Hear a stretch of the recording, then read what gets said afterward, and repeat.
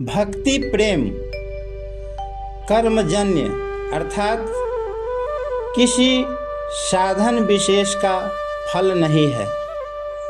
भगवान के सर्वथा शरण होने वाले को भक्ति स्वतः प्राप्त होती है। दास्य, सख्य, वात्सल्य, माधुर्य आदि भावों में सबसे श्रेष्ठ शरणागति का भाव है। यहाँ भगवान मानो इस बात को कह रहे हैं कि तुम अपना सब कुछ मुझे दे दोगे तो मैं भी अपना सब कुछ तुम्हें दे दूंगा, और तुम अपने आप को मुझे दे दोगे तो मैं भी अपने आप को तुम्हें दे दूंगा। भगवत प्राप्ति का कितना सरल और सस्ता सौदा है।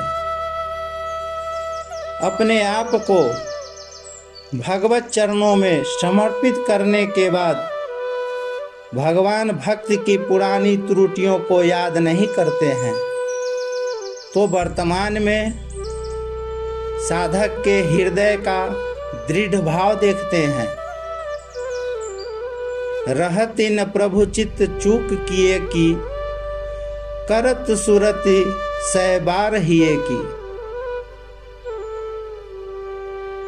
इस श्लोक में द्वैत अद्वैत, सगुण निर्गुण, सायुज्य, समीप्य आदि शास्त्रीय विषय का वर्णन नहीं है, प्रत्युत भगवान से अपनेपन का ही वर्णन है।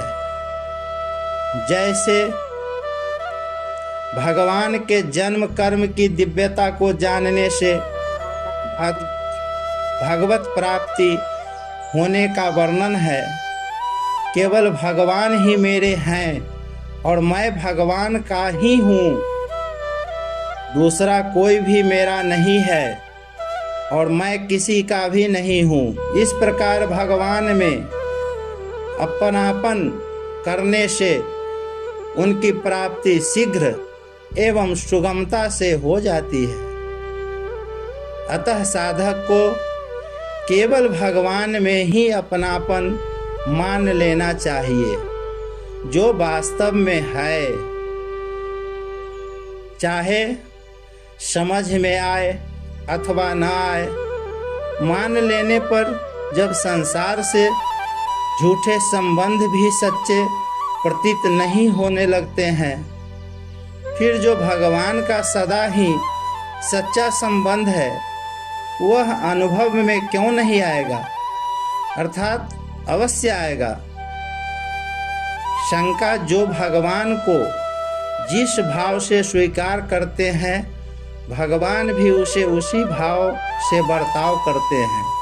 तो फिर यदि कोई भगवान को द्वेष, बैर आदि के भाव से स्वीकार करेगा तो क्या भगवान भी उससे उसी द्वेष आदि के भाव से बर्ताव करेंगे? समाधान यहाँ प्रपदन्ते पद से भगवान की प्रपत्ति अर्थात शरणागति का ही विषय है, उनके द्वेष और आदि का विषय नहीं। अतः यहाँ इस विषय में शंका ही नहीं उठ सकती। फिर भी इस पर थोड़ा विचार करें तो भगवान के स्वीकार करने का तात्पर्य है कल्याण करना। जो भगवान को जिस भाव से स्वीकार करता है, भगवान भी उससे वैसा ही आचरण करके अंत में उसका कल्याण ही करते हैं। भगवान प्राणी मात्र के परम सुहृद हैं, इसलिए जिसका जिसमें हित होता है भगवान उसके लिए वैसा ही प्रबंध कर देते हैं। बैर द्वेष रखने वाले का भी जिससे कल्याण हो जाए वैसा ही भगवान करते हैं।